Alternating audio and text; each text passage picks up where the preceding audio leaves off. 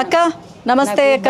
లేడు ఇల్లు లేదు, చాలా ఇబ్బంది పడుతున్నాను. డ్యూటీ కాలు బాగాలేదు, అట్లాగే డ్యూటీకి వెళ్ళి వస్తున్నాను. ఆయన ఇల్లు ఇస్తే దయదలిసి ఆయనకి ఓటు, ఎవరికి వెయ్యం మేము. మరి ఇంటికి అప్లై చేసుకున్నావా అక్క? చేసుకున్నాము, అప్లై చేసాం. ఓకే, కేసీఆర్ చేసాము. ఆయన అంటే ఇదిగో అది వచ్చేస్తుంది అన్నాడు, ఆయన దిగిపోయాడు. మళ్ళీ ఈయనకి కూడా చేసాం. ఇంతవరకు ఇల్లు లేదమ్మా. ఇల్లు లేదు. మరి మీ ఫ్యామిలీలో ఎంతమంది ఉంటారు? మా అబ్బాయి, మా కోళ్ళు, నేను. ఓకే, ఆయన ముగ్గురు ఉంటారు పాపం. వచ్చే నెలకు సంవత్సరం అయినా ఇంకా కష్టపడుతున్నారు. కష్టపడుతున్నారు. మరి ఏం చేయాలమ్మా? మరి ఒక పిల్లడి చెప్తే సరిపోదు కదా. అవును, ఆడికి 2 పిల్లలు. అది మా బాధ అంతే. మీరు అప్లై చేశారా అసలు? చేసామమ్మా. చేసినా శాంక్షన్ అవ్వలేదా? లేదు ఇంకా. ఒకసారి మళ్ళీ కనుక్కున్నారా వెళ్ళి? మీ లోకల్ ఎవరైతే నాయకులు ఉన్నారో ఎవరన్నా కనుక్కున్నారా? నాయకులు ఎవరో మాకు తెలియదమ్మా.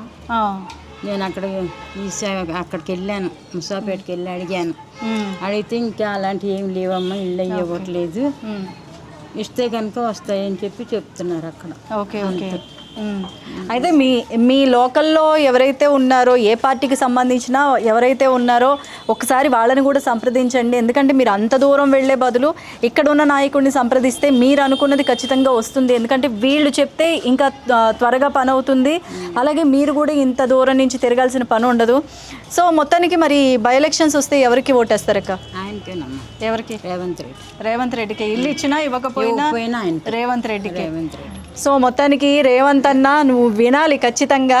ఇల్లు ఇచ్చినా ఇవ్వకపోయినా ఈ రోజుకి పాపం అద్దింట్లో అలాగా 63 సంవత్సరాల మహిళ పాపం కాళ్ళు ఈడ్చుకుంటూ అలాగ నడుచుకొని ఉద్యోగానికి వెళ్ళొస్తోంది. ఇల్లు పోషణ కోసం ప్రతి ఒక్కళ్ళు కష్టపడుతున్నారు, అద్దింట్లో ఉంటున్నారు. ఇలాంటి వాళ్ళకి కనుక ఖచ్చితంగా ప్రతి లబ్ధిదారుడికి, ఇలాంటి నిజాయితీ ఉన్న లబ్ధిదారుడికి ఇల్లు ఇస్తే నువ్వు ఖచ్చితంగా గెలుస్తావని చెప్పేసి కూడా అనుకుంటున్నారు. గెలుస్తారమ్మా, పక్కా ఆయనకి ఇల్లు. ఓకే, ఆయనే గెలుస్తారు. ఓకే అక్క, థ్యాంక్ యూ అక్క, థ్యాంక్ యూ. Okay madam.